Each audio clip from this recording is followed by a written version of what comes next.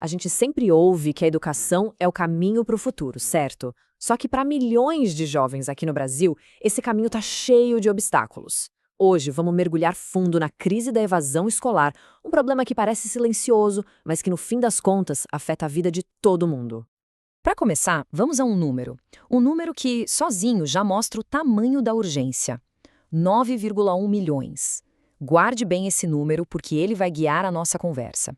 Ele representa a dimensão do desafio que a gente tem pela frente. E o que significa esse número? Bom, segundo o IBGE, essa é a quantidade de jovens que até 2023 simplesmente largaram os estudos antes de terminar a educação básica. Só para a gente ter uma noção, é quase a população inteira de Portugal. É muita gente. Milhões de futuros que ficaram pelo caminho. Agora, para a gente entender de verdade o problema, primeiro precisamos alinhar os termos. Porque, olha, nem toda saída da escola significa a mesma coisa. E essa diferença é crucial. Pensa assim, o abandono é uma interrupção, uma pausa. O aluno para de ir às aulas, mas ele pode voltar. Já a evasão, que é o nosso foco aqui, é a saída definitiva. É quando o jovem não se matricula mais no ano seguinte. É um rompimento com o sistema escolar. Então, chegamos à grande pergunta. O que leva milhões de estudantes a desistirem da escola? As respostas, como a gente vai ver, formam uma teia bem complexa de motivos. Não tem uma resposta única, um culpado só. O que existe é um emaranhado de fatores sociais e econômicos que empurram esses jovens para fora da sala de aula. E ó, fica a dica para quem está se preparando para o Enem. Entender essa complexidade de causas é a chave para uma argumentação sólida sobre o tema, viu? E esse gráfico aqui do IBGE mostra uma coisa muito clara. Existe uma divisão de gênero bem marcada nessas causas. Para mais da metade dos rapazes, a principal razão é a necessidade de trabalhar. Simples assim. Agora, quando a gente olha para as moças, a gravidez, os afazeres domésticos ou o cuidado com familiares aparecem como principal motivo. Isso revela muito sobre os papéis sociais que ainda persistem e que impactam diretamente a educação. E essa teia de causas não para por aí, não. Existem outros fatores bem importantes.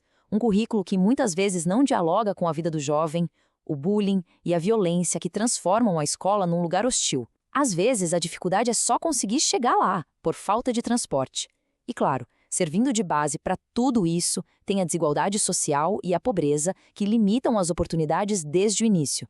Uma coisa é certa, a decisão de largar a escola nunca é só individual. Ela acaba gerando um efeito dominó que atinge o próprio jovem, sua família e, no fim das contas, a sociedade inteira. O primeiro impacto é pessoal e é profundo. Como essa situação destaca, a evasão muitas vezes afeta a autoestima, limita as perspectivas de futuro. Na prática, isso quer dizer menos acesso a bons empregos e menos chances de se desenvolver plenamente como pessoa e cidadão. Agora, quando a gente multiplica esse impacto individual por milhões, o resultado para o país é alarmante. Chegamos a outro número, 29%. Esse número revela uma consequência direta e devastadora da evasão. 29%.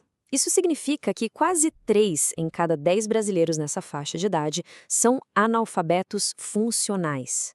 Ou seja, a pessoa até sabe ler as letras e os números, mas não consegue interpretar um texto curto, uma conta de luz ou fazer uma operação matemática simples. É uma barreira enorme para a cidadania. E aí o efeito dominó continua. A evasão alimenta o ciclo da pobreza, uma coisa leva a outra, sabe? A nossa força de trabalho fica menos qualificada, o que prejudica a produtividade do país. A participação das pessoas na vida política, na sociedade, também fica mais difícil. No fim, tudo isso acaba freando o desenvolvimento do Brasil. Um problema que começa na educação vira um problema social e econômico. Ok, o cenário é grave, mas e aí? O que está sendo feito a respeito? Claro que existem respostas. O poder público tem implementado várias políticas para tentar manter os alunos na escola. Vamos dar uma olhada em algumas delas. O que a gente vê aqui é uma abordagem que ataca o problema por várias frentes. O Bolsa Família, por exemplo, atua na questão da renda. O caminho da escola, na do transporte. O PENAI, na segurança alimentar. Outros, como o ensino médio inovador, tentam tornar a escola mais relevante. E mais uma dica para mim. Conhecer e saber articular essas políticas numa proposta de intervenção é um baita diferencial. Mas mesmo com todas essas iniciativas, aquele número do início, 9,1 milhões, mostra que o desafio está longe de ser superado. Parece que tem algo mais profundo acontecendo. E o ponto crucial talvez esteja nesta citação do educador Miguel Arroyo. Ele nos faz pensar que, além das políticas e do dinheiro, a solução passa por transformar a escola por dentro. Ela precisa ser um lugar de acolhimento, de aceitação, um lugar onde o aluno se sinta parte, se sinta valorizado, um lugar mais humano. E a gente termina com essa pergunta, que fica para reflexão. Ela nos lembra que combater a evasão escolar não é apenas uma questão de recursos ou de novos programas, mas de repensar lá na raiz qual é o papel e o significado da escola na vida dos jovens brasileiros. A resposta para essa pergunta é, sem dúvida, o caminho para o futuro da nossa educação.